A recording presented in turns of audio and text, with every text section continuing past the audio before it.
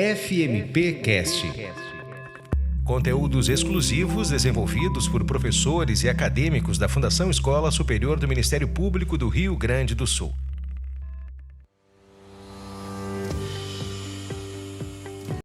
Olá, sejam todas bem-vindas, sejam todos bem-vindos ao FMP Cast, um projeto da Fundação Escola Superior do Ministério Público que destaca conteúdos exclusivos gerados por professores e alunos da principal faculdade privada de Direito do Rio Grande do Sul. O nosso convidado hoje é o professor José Antônio Reich, professor de Direito e Processo do Trabalho da FMP, mestre em Direito Público e especialista em Direito Civil. O nosso tema, carreiras. Professor, bem-vindo, tudo bem? Muito obrigado, Zanuso, pelo convite, muito obrigado pela oportunidade, sempre chegando, no nosso corpo discente com um recado, com um estímulo e com uma troca de ideias que é sempre produtiva. O professor Reich é muito próximo dos alunos, ele coordena o projeto da OAB, coordena outros projetos aqui dentro também que visam a formação extra-classe dos alunos além da sala de aula. Professor, vamos começar com a estruturação da carreira do estudante. O direito é uma disciplina ou um segmento que muda frequentemente por estar atrelado à sociedade. Com isso, requer que os profissionais estejam sempre em atualização. Como é que se estrutura uma carreira desse jeito? É interessante porque sempre quando se opta pelo direito e por vezes até tu és um exemplo, o caso de ser uma segunda graduação, se vai à procura justamente dessas informações e desse leque de oportunidades que o mercado de trabalho traz para o profissional do direito. E aqui uma estratégia de descobrir o direito durante os 5 anos, ela é muito interessante. Eu quando aceitei o teu convite, eu fiquei refletindo e relembrei a minha época de acadêmico. Na minha época de acadêmico, para tu teres uma ideia da dificuldade de se conquistar um lugar no mercado de trabalho já naquele tempo em que havia um número bem mais restrito de procura e de cursos de direito, a questão do estágio, por exemplo, ela só era admitida a partir do 9º e 10º semestres. Não tinha estagiário antes disso. Hoje não. Hoje aquele leque de oportunidades tu já pode vivenciar desde o 1º e 2º semestres. Então é muito importante que a gurizada aproveite essas oportunidades em entes públicos de diversos níveis. O ente público estadual é diferente do federal, o escritório da advocacia, para verificar se realmente tu és talhado para aquela atividade e experimentar isso antes de uma decisão final, antes da colação de grau é fundamental, porque muitos fazem uma certa, digamos assim, tem uma certa ilusão, Zanuso, diz assim, não, o meu pai é advogado, eu vou tocar a banca de advocacia, já está pronta para mim. E, às vezes, no mundo do trabalho, filho de peixe não é peixinho, não é? Então, nem sempre a situação ela passa de forma hereditária. Às vezes, tu não dá. Eu me recordo muito do meu pai, porque o meu pai era comerciante. E acho que foi uma das grandes frustrações dele, depois ele superou, não é? Foi quando eu disse que eu não dava nada, eu não vendia nenhum alfinete, né? Eu queria ser professor. E não tinha ninguém na família, a não ser o meu avô já falecido, que era professor. Então, experimentar essas possibilidades e estar aberto a experimentação desse leque é fundamental. E aí, isso passa por algumas escolhas, não é? Nós sabemos que o concurso público, por exemplo, é um apelo já histórico, desde 88, quando ele veio como uma porta de entrada para se trabalhar em entes públicos, não é? O concurso público teve um boom, não é? Se profissionalizou, inclusive cursos preparatórios, enfim. Hoje, com a recessão desses últimos anos, nós verificamos uma certa retração nos concursos públicos. E eu verifico que hoje o pessoal está se atirando mais na questão privada, de escritórios, não é? Pensando na questão dos tabelionatos, no concurso para tabelião, não é? E isso são situações novas que, como tu disseste, vão sendo apresentadas, não é? Com o passar do tempo. Mas todas essas oportunidades ainda existem. Eu tenho certeza que eu tenho alunos que se preparam para concursos, tenho alunos que estão querendo a carreira de advogado privado, tem alunos que estão pensando em outras vias ou até mesmo em combinar o direito com outras ciências. Tem jornalista, tem médicos que estão fazendo direito, tem psicólogos fazendo direito, tem contadores fazendo direito. Então, essa complementação também ela é muito rica, não é? E pode ter certeza, o direito é uma ciência que quanto mais maduro, não é, for o aluno, isso é uma situação interessante. O melhor é o aproveitamento. Isso eu tenho muito presente nesses 30 anos de magistério, não é? Eu fui guri também, fiz direito com 17 anos, mas era muito maçante, era muito abstrato tudo. Era uma decoreba que por vezes te dava vontade de sair correndo, né? Ato jurídico, fato jurídico, não é? E negócio jurídico. Tu não tinhas uma bagagem de vida suficiente para entender e compreender que não pela decoreba. Agora, se tu já tens, não é, um certo estofo, não é, de experiências, tudo isso não passa de decoreba, tudo isso tem como exemplificar, tudo isso tem como colocar com experiências tuas, e isto é o recado que eu dou. Quem está fazendo com pouca idade, saiba que é natural ter essa dificuldade, essa resistência. Mas saiba também que lá pelo meio do curso, não é, começa a onda prática do direito, e isso tudo é extremamente interessante e instigante, porque afinal de contas, vivenciar todo mundo tem, tanto com 17, como com 20, quanto com 30, não é? Nós temos vivências, nem que sejam nossas, mas de parentes próximos. Então, pegar a vivência do teu pai, da tua mãe, dos teus tios, dos teus primos e trazer para o direito, não é por nada, né, que nas festas de família, dois estudantes são os mais cobiçados, o estudante de Direito e o de Medicina. Sempre tem que dar lá a sua consultinha, né? Tô com uma dor aqui, aí o de Medicina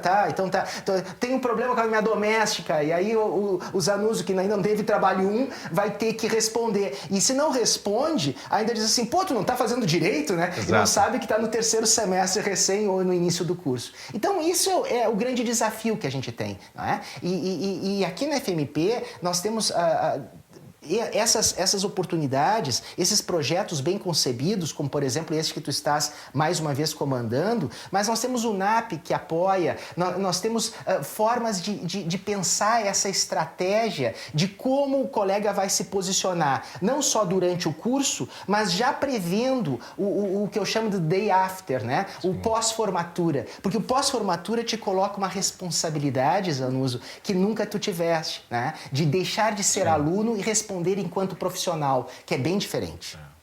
Isso, eu vou dar um depoimento pessoal sobre o fazer sentido as coisas do direito.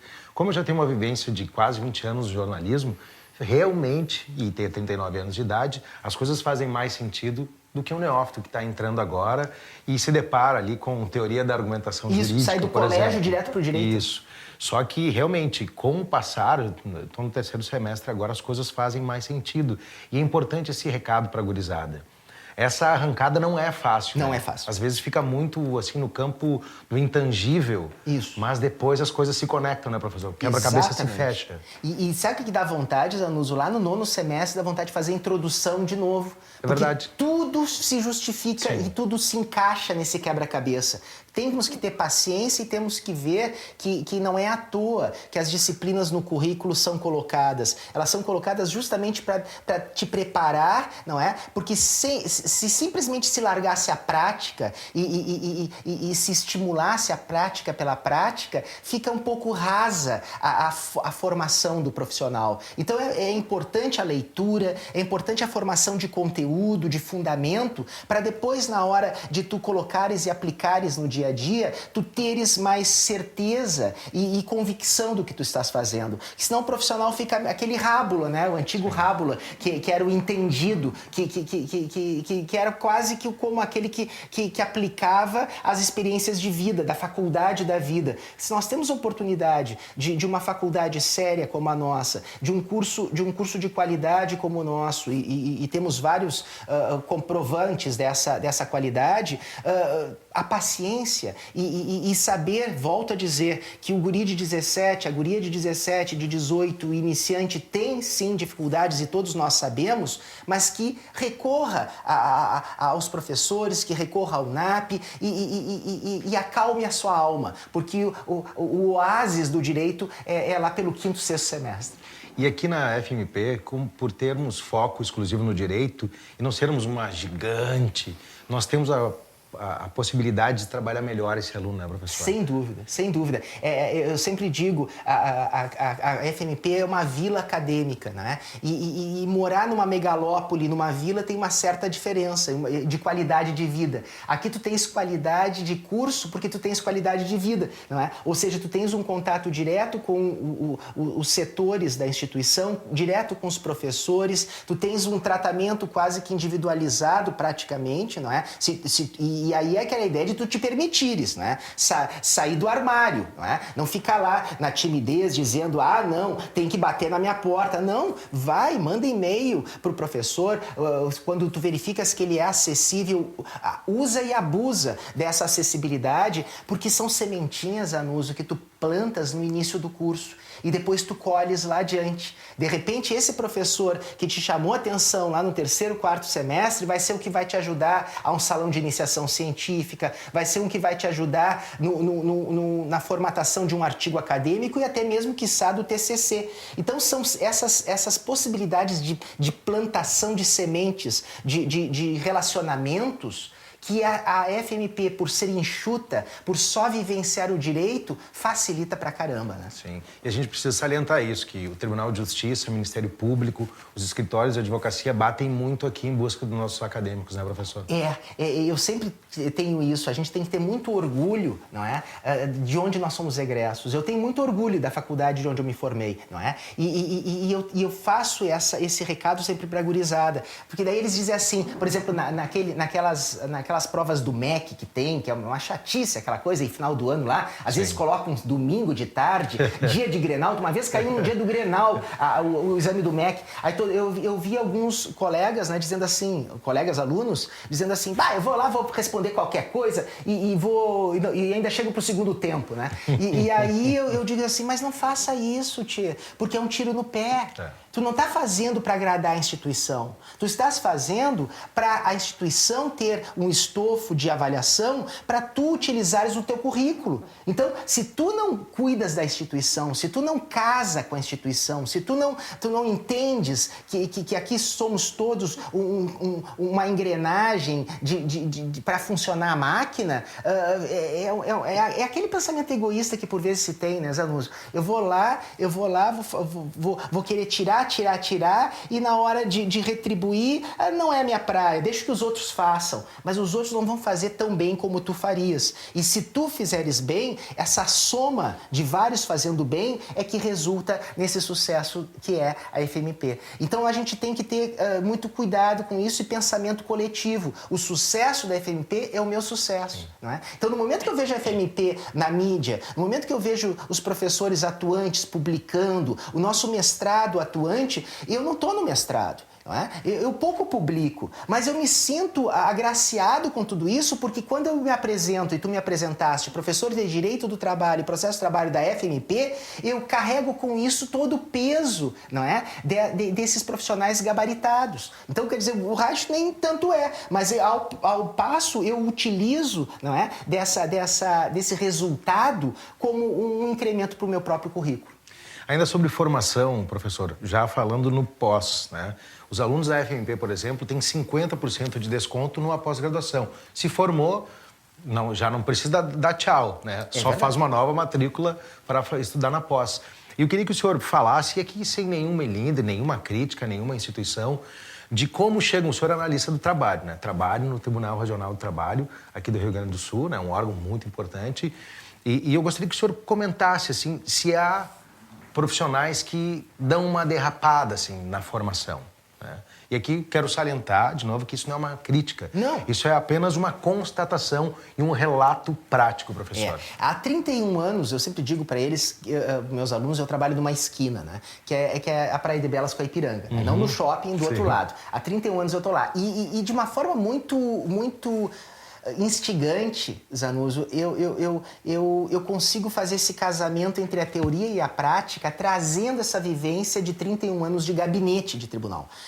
Para teres uma ideia, eu reviso e analiso cerca de 150 processos por semana. Por semana? Por semana. Então eu manuseio provas, eu manuseio peças, e com isso dá para tirar bem a temperatura da atuação dos magistrados, da atuação dos advogados, de como as partes se comportam e a vida como ela é, não é? Porque uma coisa é o processo escrito e teorizado e a outra é o processo vivenciado. Essa vida como ela é, eu trago para a sala de aula. E isso é extremamente rico. Sem dúvida. Porque o que faz, por vezes, Anuso? Por vezes desmistifica alguma teorização maior. Tu fica pensando, não, ali é muito formalismo, ali tem que se portar assim, assim. Quando tu vê, por vezes, que a audiência ela é comandada de uma maneira mais informal, outros são mais rígidos, às vezes tem um magistrado mais acessível, às vezes não. Como é que é a postura do advogado? O palavreado, que não tem que ser aquele juridiquês rebuscado, mas também não tem que dizer lá o nós fumular e achar que isso justifica os teus 5 anos de academia. Né? Eu nunca me esqueço, só para te dizer uma vez, eu me deparei com uma reclamatória de um trabalhador rural, que estava postulando vínculo empregatício. E a defesa do rural foi feita assim. Que normalmente o que faz a defesa? Diz, não trabalhava com subordinação, não eventualidade, ou seja, de forma técnica vai desconstituindo a tese da relação de emprego. Mas ali não, ali o advogado resolveu colocar uma conversa de bar, de boteco, né? Ele chegou e disse assim, jamais trabalhou para o fazendeiro, que era o reclamado, né, que era o réu, jamais trabalhou, e se foi visto, não é, na propriedade do fazendeiro, né, pretenso empregador, na realidade ele ficava lá, não é, coçando e tomando mate. Quer dizer, coçando e tomando mate não se coloca numa petição, não é? Muito menos para um recurso que chega para o tribunal. Ali já recomenda, Zanuso. Tu vê coçando e tomando mate, não estava nem entre aspas. Tá? Tu via ali que ele estava falando nós com nós, né? Tu já pré-julga. E esse pré-julgamento, ele existe. Arranca mal já. Arranca mal. Assim como tu fica pensando... A primeira coisa que eu faço, eu olho o número da OAB. Para ver se é antigo esclerosado ou se é um novato totalmente fora da casinha, né? Eu já fico ali. Segundo, da vontade, daí eu já fico pensando, 30 anos de magistério, será que foi meu aluno? Porque a pior coisa, um dia, eu pegar um aluno meu fundamentando dessa forma. Eu acho que eu me aposento no dia seguite. Né? Deve ser frustrante. Sem dúvida, né? Depois, eu fico pensando, de onde saiu esse diploma, né? E qual faculdade de garagem que ele fez? Né? E isso tudo tu vivencias no gabinete. Né? É o extrato da formação, boa formação, ou da formação, má formação. Né? Eu até estava falando essa semana para os meus alunos de processo que existem formas, no direito tem muito isso, né? Formas elegantes de dar um coice. Não é? E nós lá fundamentamos assim, quando pegamos uma situação assim, nós fundamentamos no voto, a gente dá um tapinha. Né? A gente diz assim, em que pese a má técnica processual utilizada pelo procurador, né? Isso aí é a mesma coisa, que pese o lixo da contestação, né? É assim que se deve fazer a tradução. Então, tu receberes como profissional da advocacia uma chamada dessas de um gabinete, de um desembargador, tem que repensar se ali é a tua praia. Né? Talvez faltou aquela base que nós falávamos anteriormente lá. Exatamente. E muito também, né, Zanuso, o bom senso. Eu acho que é bom senso. Tu não vais de sunga na igreja, né? E nem de smoking para a beira da praia. Quer prática, dizer, existe o bom senso de se avaliar o momento e volto a dizer, agora quando tu tiveres contato com os acórdãos trabalhistas, que eu falo da minha praia, com perdão das demais áreas, nós somos simples no linguajar, mas não somos chulos. Não é? Ao desenvolver o fundamento, nós pensamos em escrever para a parte e não escrever para o advogado.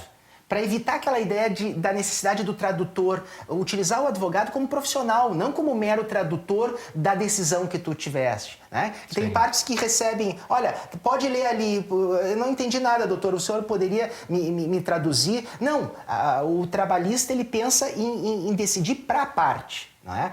E esse é um exemplo de vários. Não é? A forma de condução dos próprios magistrados, Anuso. Tem magistrados, eu tive a oportunidade de trabalhar na corregedoria durante 2 anos e lá me deparei com situações inusitadíssimas, como por exemplo, não é? O magistrado que estava conduzindo a audiência tem um piti, não é? Ele sobe na mesa de audiência, sapateia e expulsa o advogado da sala de audiência. Isso é real? Sim, aí foi lá pro corregedor, não é? E o corregedor, na época, não é? O corregedor, ele chama o advogado, ele chama o magistrado, tranca a porta e só se ouve uns barulhos lá de quebradeira e saem os dois fazendo as pazes. Porque esse é o tipo de relação que já é um pouco atritada, né? Advogado com juiz, juiz com advogado, mas quando chega nesse ponto, falta civilidade. Sim. Não falta nem bom senso mais, falta civilidade. Né? E muitas vezes a falta de civilidade resulta na falta de bom senso. Mas a partir daí o que acontece? Os magistrados que atropelam a instrução, magistrados que não tratam com urbanidade, que estão apressados e atucanados com a pauta, não é? E peças também que deixam a desejar, ainda mais agora com o processo virtual, em que o copia-cola, não é? E que os padrões são uma praga, tanto para a advocacia como para a magistratura. Nós temos modelos lá no gabinete. Sim. Agora, por vezes, eu já peguei sentença que dizia assim, não é? Condenar empresa X a pagar para João da Silva tantas horas extras. O reclamante era Maria Pereira, a empresa era a empresa Y e não se estava discutindo horas extras no feito. Quer dizer, uma sentença de um cola-copia, não é? Sim. E de um copia-cola totalmente fora do contexto. E aí nós temos peças também com esses mesmos vícios, né? Então isso tudo tem que ter muita cautela, digamos assim, muito profissionalismo. E ao fazer a pós, qual é o convite que se faz?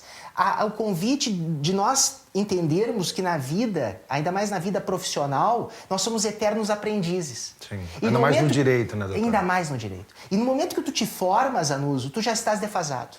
É verdade. É mais ou menos que nem comprar carro em concessionário. Foi o que eu pensei agora. Emplacou, perdeu 20%. Exatamente, é bem isso. Emplacou, perdeu 20%. Então, isso é uma realidade.